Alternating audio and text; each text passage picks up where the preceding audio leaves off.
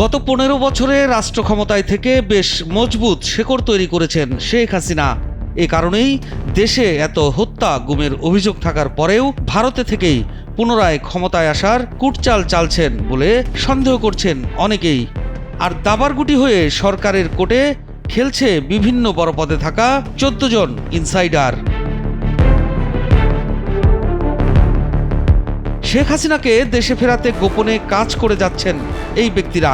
সম্প্রতি আল জাজিরার অনুসন্ধানী সাংবাদিক জুলকারনাইন সায়েরের ফেসবুক পোস্টে উঠে এসেছে এমন তথ্য।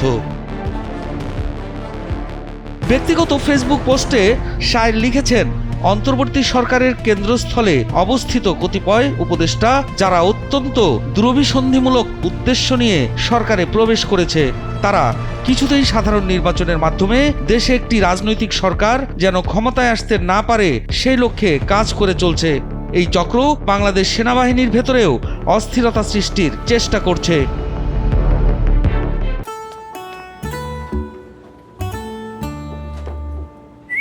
এই ঈদে জুয়েলারি ক্লোদিং এ বিকাশ পেমেন্টে ডিসকাউন্ট।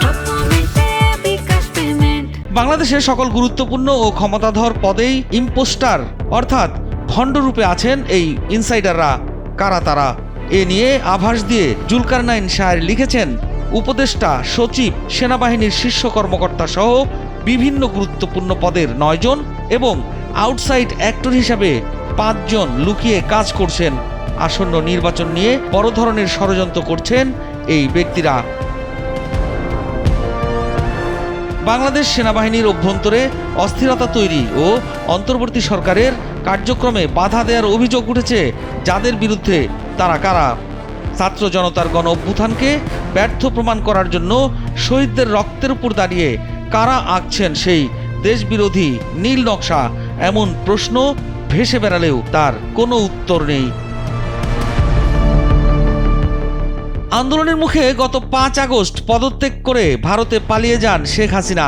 তবে গণহত্যা বিচারের আগেই আওয়ামী লীগের নির্বাচনে অংশগ্রহণ নিশ্চিতে একদল ইনসাইডার চুপিসারে কাজ করে যাচ্ছেন বলে গুঞ্জন রটেছে। বাংলাদেশে এখন সবচাইতে বড় প্রশ্ন হলো, কারা এই ইনসাইডার? অন্যদিকে ভারতের শীর্ষস্থানীয় গণমাধ্যম দ্য টাইমস অফ ইন্ডিয়া একটি প্রতিবেদনে দাবি করেছে পুনরায় প্রধানমন্ত্রী হয়েই দেশে ফিরবেন শেখ হাসিনা। প্রতিবেদনে আওয়ামী লীগের এক শীর্ষ নেতা এএনআইকে দেয়া সাক্ষাৎকারে বলেন, দ্রুতই বাংলাদেশের নেতৃত্বে আবারও আসবেন শেখ হাসিনা। এছাড়াও হাসনাত আবদুল্লাহ শেখ হাসিনার ফিরে আসা নিয়ে আশঙ্কাজনক মন্তব্য করেছেন, যা থেকেও জানা যায় শেখ হাসিনাকে ফিরিয়ে আনার গোপন তৎপরতা নিয়ে উপর মহলও অবগত।